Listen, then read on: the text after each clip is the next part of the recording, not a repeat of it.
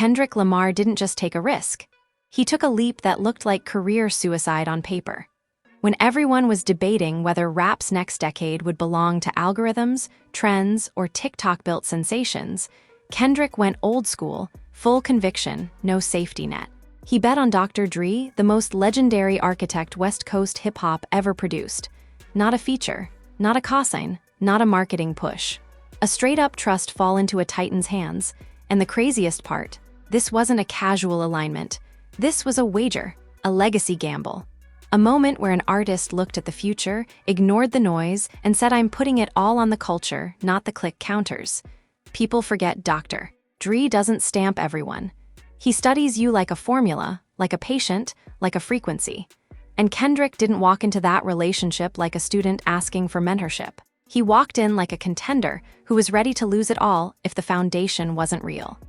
Industry insiders were whispering that Kendrick was spending more time in Dre's studio than his own home. Fans were joking that the studio couch deserved royalties. Royalties turned into theories. Theories turned into worry. Worry turned into disbelief.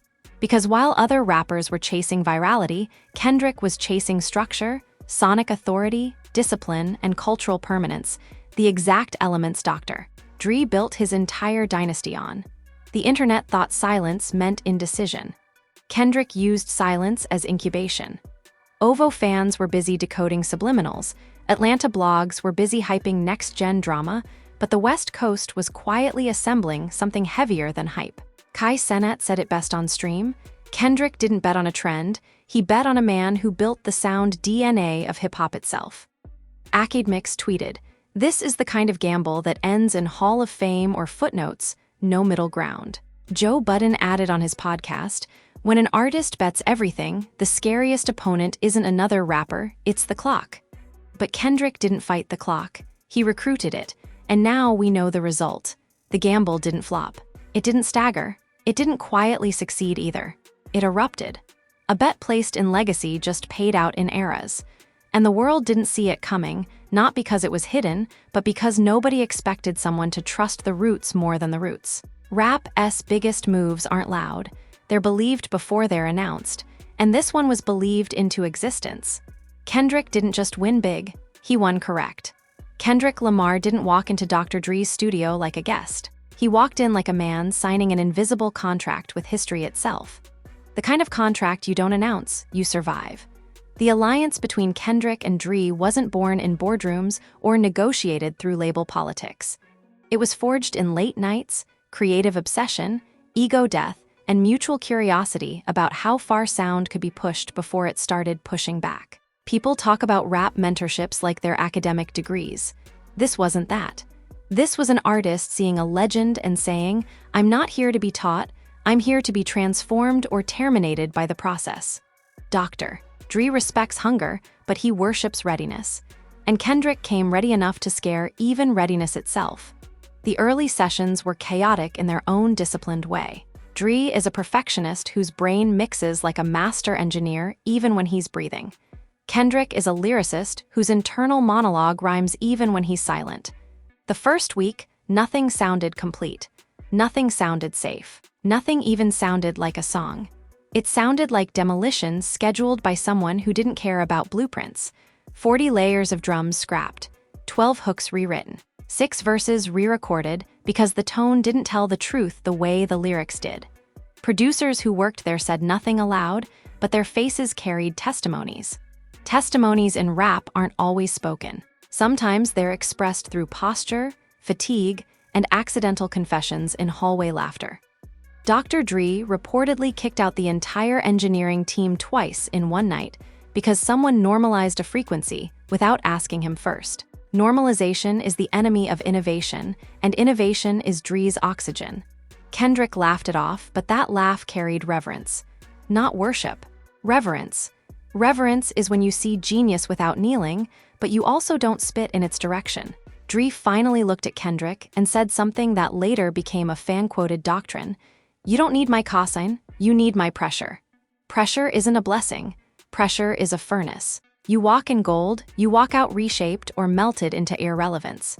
The second week, the sessions got even stranger. They weren't mixing songs. They were mixing DNA blueprints for the future of West Coast sound. B-Nix visited once and said the studio felt like a sound autopsy lab where they were dissecting beats instead of bodies. Dissecting beats trends when beats bleed meaning instead of sound. Meaning sound for cult fandoms. And Kendrick's fandom is a cult of meaning, not surface-level replay value. Kai Cenat pulled up outside the studio one night on stream and joked that the walls must be covered in acoustic diamonds by now. The joke hit 2 million views in 3 hours. Diamond metaphors always go viral when Drake isn't involved, especially when they're about sound engineering mythology. Mythologies trend because they can't be verified, only inherited and debated. The more unverifiable a rap myth is, the more immortal it behaves online. Dracarelated tried to clown the alliance at first, saying Kendrick ran to the West Coast Batcave to hide from timeline wars. Batcave jokes trend when Batcaves have legends in them, but by the third week, even Drake fans began acknowledging the sonic shift happening there. Acknowledgement doesn't mean loyalty. It means awareness that something dangerous is incubating off-camera. Joe Budden said it best again. If you hear rumors coming out of Dre's studio, it means the music is too powerful to stay rumor-sized. Rumors can't contain magnitude when magnitude starts trending in comment sections. By the fourth week, a snippet of a beat breakdown, not a verse, not lyrics, just instrumental scaffolding, leaked onto YouTube. It had no title, no tags, no rollout branding, no mastering polish, just raw skeleton audio. The internet immediately named it the Skeleton Key Beat, because fandom loves naming things artists refuse to name. Naming turns fragments into artifacts. Artifacts turn channels into war zones. War zones turn attention into oxygen. Oxygen turns careers into referendums again, but the beat was strange, unsettling, irregular, cinematic, and emotionally seismic. It carried the West Coast signature while sounding nothing like old West Coast releases, which made the paradox poetic. It sounds like West Coast, but from the future, Academix said. He posted that on Twitter. It got 500K likes, not because he confirmed anything, but because he named the feeling correctly. Drake still didn't reply, but OVO affiliates quietly started liking posts, which made fans believe that even silence was doing commentary through third-party optics. Third-party optics is when a brand communicates through likes, follows, unfollows, reposts, and who doesn't speak when speaking would be profitable. Profitability wasn't Kendrick's goal, though. He already said it in an old interview fans pulled back up. Profit makes hits, hunger makes eras. Hunger eras trend harder than profit hits because hunger carries story gravity. By the fifth week, Dr. Dre himself posted a rare Instagram story. No caption, no explanation, just a studio photo showing Kendrick in the booth, hand on the mic, eyes closed like someone praying to sound itself instead of heaven. The internet lost it. Prayer booth photos trend because they invert expectation. He prayed to culture, not charts, one fan wrote. 200K likes. And suddenly, the meaning war wasn't a war anymore. It was a referendum Drake fans couldn't vote in because they weren't ready for the result. Kendrick didn't just recruit Dre. He recruited pressure, silence, mythic pacing, sonic lineage, and fan mythology itself. And when mythology starts narrating for you, the world doesn't ask if you won. The world asks how soon until the next bet gets placed like this again. And that's when rap stops being a genre and starts being a legacy science experiment that the internet keeps inheriting unwillingly, but obsessively. The alliance was no longer a studio secret. It had turned into a cultural hypothesis that fans were testing with their emotions instead of their ears. When Dr. Dre posted that booth picture of Kendrick, it shifted the discourse from, "Is this happening?" to "Why is this happening so quietly and so intensely?" Because intensity doesn't need volume, it needs mystique, and mystique was now doing the heavy lifting. Dracarelated wasn't the villain of the story, but they were the control group of the experiment, the fandom demographic most sensitive to era-shifting tremors. If they reacted, the world reacted. If they stayed composed, the world assumed strategy was still winning. But they didn't stay composed. They went into identity crisis mode. On an emergency Twitter space hosted by a fan page orbiting OVO affiliates, the debate sounded like a therapy session where nobody was licensed, but everybody was diagnosing legacy disorders. Drake built rap comfort, one fan said. Kendrick built rap confrontation. Confrontation doesn't need rollout. Confrontation just needs timing and a quiet lab, and Dr. Dre's studio had become that lab. A lab where they were pressure testing not just sound, but fan tolerance for disruption itself. Disruption is the only drug that doesn't need marketing to sell. Academix didn't miss the opportunity. He dropped a thread that hit harder than the leak itself. Drake engineers construct hits, he wrote. Dre engineers deconstruct futures until the hits sound inevitable in hindsight. Hindsight inevitability trends because it sounds wise without being confirmed. Wisdom without confirmation is algorithm catnip. Joe Budden reacted to the thread on his podcast, calling it cultural sound zoning with no permits. Zoning metaphors always trend. Dr. Dre wasn't replying to the internet, but he was replying to sound itself, which is the only conversation he respects publicly. And Kendrick was the only artist who didn't interrupt that conversation with ego. He interrupted it with readiness. And readiness in hip-hop is louder than ego when silence is the microphone. In week 6, the sessions started developing a rhythm that wasn't musical, it was psychological. Dre likes to test artists by removing their sonic identity and seeing if it grows back sharper. Kendrick agreed to the process willingly. That willingness itself trended. Willingness is a narrative luxury when you're not protecting an era, you're authoring one. Meanwhile, Kai Cenat reacted again, this time not screaming, but whisper-shouting like a man who finally understood the assignment of silence. Dre tests artists like their sound chemicals, he said. Kendrick survived because he was the reaction. Reaction chemistry metaphors trend because they imply transformation, not competition.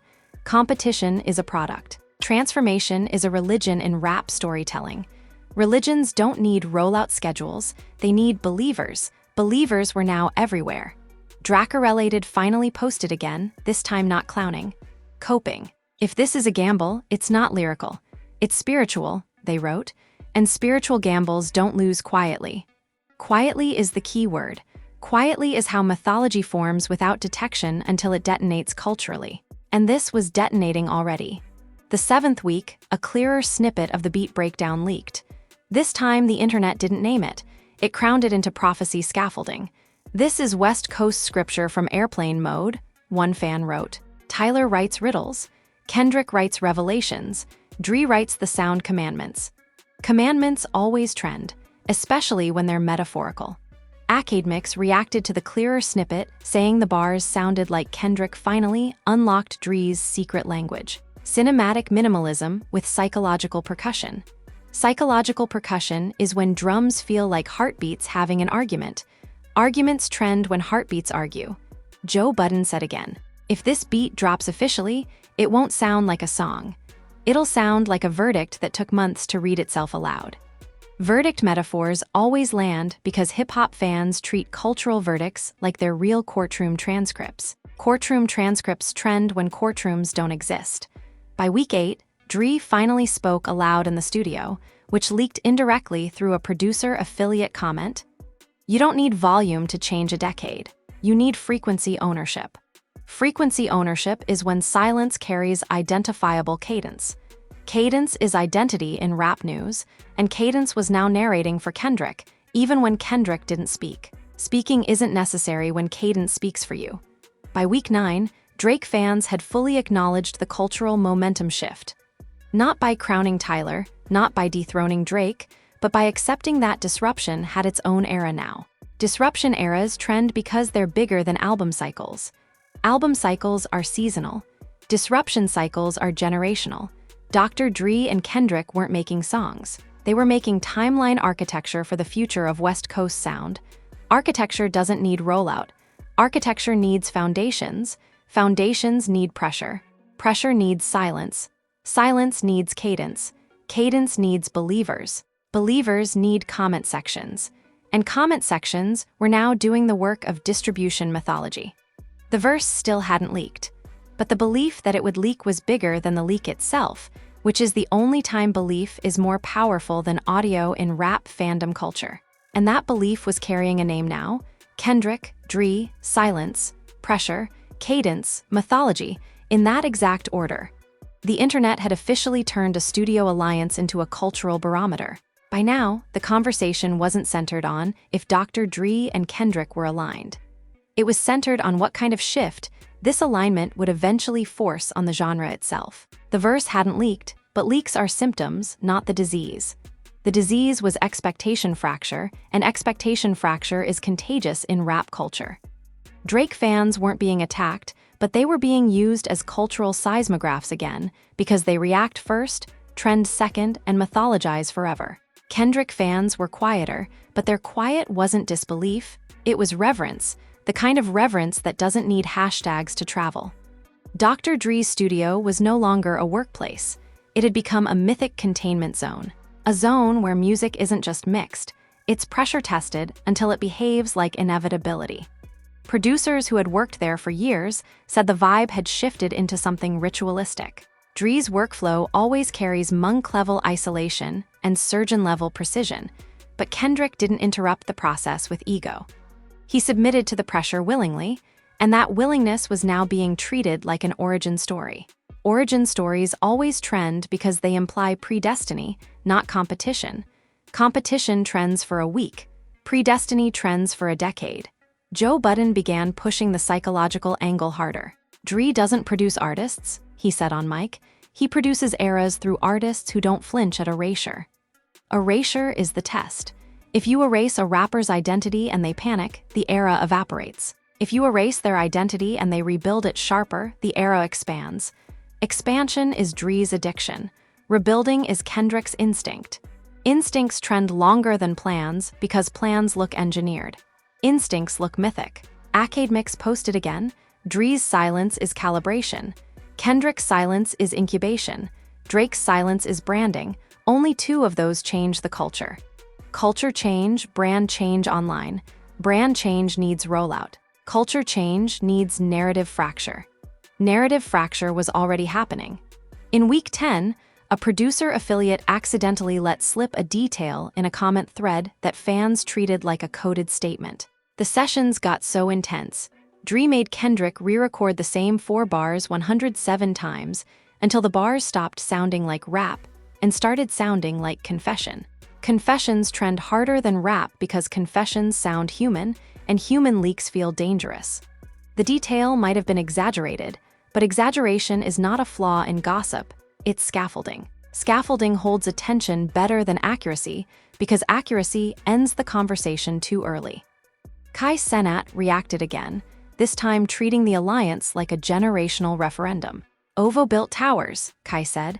Dre built fault lines, and Kendrick jumped into them willingly. Willingness to jump into fault lines trends because it sounds fearless without needing to scream. Screaming is hype. Jumping into fault lines is mythology. Meanwhile, Ovo affiliates who had nothing to do with the session were still being dragged into the conversation, not as participants, but as symbolic control variables. 40 was being discussed as the sound of polish. Pharrell was being discussed as the sound of disruption. B-Nix was being discussed as the sound of distortion. And Dr. Dre was being discussed as the sound of era engineering. But engineering eras is a paradox when the artist you're engineering doesn't treat it like engineering. Kendrick doesn't engineer narratives, he embodies them. Embodiment always trends longer than engineering. In week 11, a clearer snippet of the beat, still not the verse, leaked again, this time on YouTube. The beat sounded skeletal, irregular, unsettling, minimal, psychological, and cinematic. Minimalism is Dre's signature. Psychological percussion is Kendrick's signature. Signatures trend when they overlap like Venn diagrams that were never drawn to overlap publicly.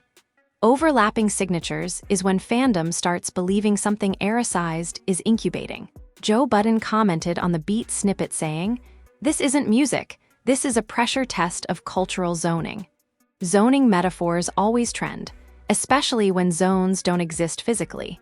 Dracarelated finally stopped clowning. "If this verse drops officially, we're not losing bars," they said. "We're losing a belief that rollouts own rap eras." Rollouts don't own rap eras, but belief that rollouts own rap eras evaporated the moment Tyler verse leaked silently.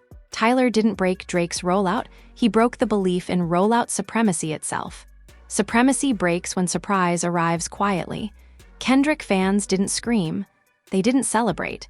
They quoted silence itself as victory. "Silence is a mic if the culture listens," one fan wrote. The line trended because it summarized the meta implication perfectly. Kendrick didn't beat the timeline. He recruited the timeline by letting mythology narrate first. Mythology always narrates louder than audio when audio is withheld. And by the time week 12 rolled in, everyone realized the deeper implication wasn't lyrical rivalry anymore. It was ownership of narrative disruption through silence itself. Silence can be brand discipline. Silence can be incubation. Silence can be calibration.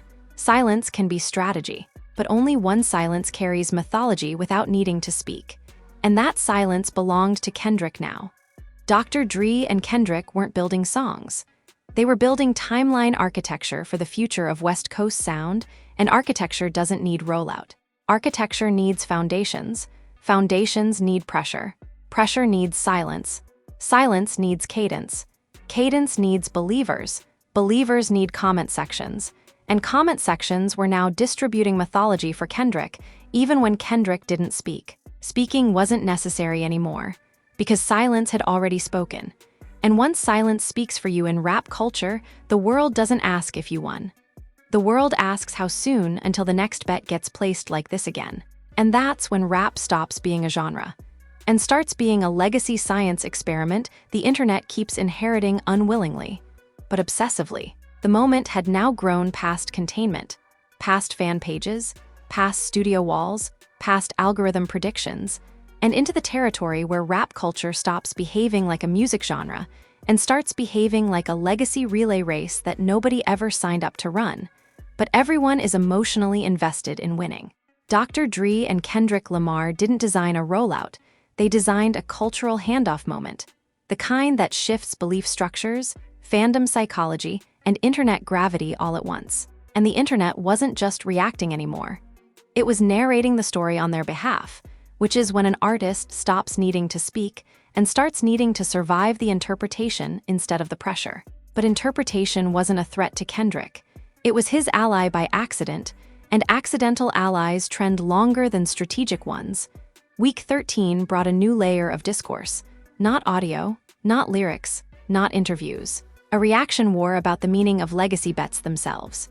YouTube reactors, Twitter analysts, Instagram commenters, producers, affiliates, critics, and casual pop culture spectators all began treating the alliance like a philosophical referendum about what moves culture more. A polished chart king or a pressure-tested era author who doesn't flinch when identity is temporarily deleted from the booth. And booth identity deletion is where Drake and Kendrick have always differed narratively. Drake edits his vulnerability before releasing it. Kendrick incubates vulnerability until vulnerability stops sounding like weakness and starts sounding like cultural inevitability. Inevitability beats vulnerability optics online. Joe Budden said again, Dre doesn't produce artists. He forges cultural fault lines through artists who don't flinch at erasure. Erasure is the test, and the test had now become a fandom belief system. Fans were treating the process like a mythical initiation ritual. If you erase a rapper's identity and they panic, the era collapses, one fan wrote. If you erase their identity and they rebuild it sharper, the era expands. Expansion is Dre's addiction. Rebuilding is Kendrick's instinct. Instincts beat addiction when addiction needs a vessel. Academix posted again, this time not narrating the leak, narrating the shift in generational temperature. Ovo built towers, he wrote. Dre built fault lines. Kendrick jumped into them willingly. And willingness is the only currency that buys narrative disruption without asking for publicity permits. Publicity permits don't exist in rap culture, but narrative zoning does. Kai Cenat reacted again, this time not screaming but sermonizing loudly in whispers, which is his evolved tone when he realizes something era-sized is happening off camera. Ovo is polish, Kai said. Dre is pressure. Tyler is riddles. Kendrick is revelations. And revelations don't ask for rollout. Rollout asks for revelations in hindsight. Hindsight is when rollouts bend. Industry insiders began pulling old interviews from Dre's archives where he said something eerily predictive. The next big rap era won't be crowned by volume. It'll be crowned by who doesn't flinch when I delete their sonic blueprint in the booth. That line got millions of views when someone clipped it into a 35-second YouTube short. Shorts don't crown eras, but they signal where the crown will land eventually. Dracarelated posted again, trying to reclaim narrative territory. If this is a gamble, it's not lyrical. It's generational, they wrote. But generational gambles don't lose quietly when quietly is the ignition key itself. Quietly is where mythology lives. Tyler fans were quieter but unbothered. Kendrick fans were quiet but convinced. Drake fans were loud but defensive. And defensive loudness trends for a season. Convinced quiet trends for a decade. Season V's decade is where culture shifts. In week 14, a secondary OVO affiliate accidentally liked a post about the beat, which made fans believe that OVO itself was acknowledging seismic impact without needing to confirm participation in the session. Participation wasn't necessary. Acknowledgement was enough. Acknowledgement is when a fandom stops being a fandom and starts behaving like a jury with no courtroom, but full conviction. And by now, the jury had already ruled narratively. Dre forged the furnace. Kendrick jumped into it. Tyler handed the key. Drake's fandom held the torch. The internet carried the story, and silence was the verdict. But verdicts in rap culture aren't endpoints. They're ignition points for the next discourse cycle. In week 15, the beat leaked again, but clearer. Not clean, not official, but clear enough to distinguish cadence. Cadence is identity. Identity is era currency. Era currency is mythology when rollout is withheld. Fans immediately named it the Booth Doctrine beat. Because fandom names things artists refuse to name publicly. Naming turns fragments into artifacts. Artifacts turn channels into war zones. War zones turn attention into oxygen. Oxygen turns careers into referendums again. But this time, the referendum was no longer lyrical rivalry. It was legacy legitimacy through pressure endurance without rollout permission. Permission is the enemy of mythology. Mythology trends because it doesn't ask for permission. And by now, mythology wasn't asking questions anymore. It was narrating the conclusion in comment sections, YouTube shorts, Twitter threads, Instagram stories, podcast reactions, and cultural metaphors that didn't need verification because they were emotionally verified by cadence recognition, legacy alignment, and furnace survival optics. Survival optics beats rollout optics online. Rollout optics needs publicity. Survival optics needs mythology. Mythology doesn't ask for publicity. Publicity asks for mythology in hindsight. And that's when rap culture realized Drake owns charts. Tyler owns riddles. Dre owns pressure. Kendrick owns moments. The internet owns interpretation. And interpretation crowned the silence before the bars even got a chance to speak officially. And once silence speaks for you through fandom interpretation, the world doesn't ask if you won. The world asks, who else is betting everything quietly like this next? So now you've heard the story, felt the tension, and watched a gamble turn into a generational blueprint. Kendrick Lamar didn't just align with Dr. Dre. He trusted the pressure, survived the erasure, and let silence narrate the first chapter before the world even realized a chapter was being written. That's the difference between chasing a moment and becoming one. The biggest shifts in rap don't always come with release dates, countdown timers, or polished marketing campaigns. Sometimes they come through late nights, raw belief, and alliances that get proven by impact instead of announcements. You stayed long enough to see how legacy bets rewrite timelines when the right artist carries the weight. Now it's your turn to keep the conversation alive. Hit like if you enjoy stories that go beyond headlines and actually break down the culture's DNA. Subscribe if you want more insider-style rap narratives where psychology meets lore and silence speaks louder than rollout. And most importantly, drop a comment telling what you think really moves the culture more. Is it strategic silence or experimental disruption that writes eras into existence? Speak your truth in the comments, because that's where this story evolves next. You're not just watching rap history, you're participating in the interpretation that shapes what the next era even looks like. Your voice matters here, not as a spectator, but as someone who carried the story forward just by staying and engaging. Now talk your talk.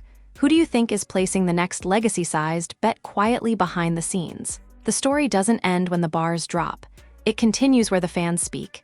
And right now, that place is yours. Speak. And right now, that place is yours.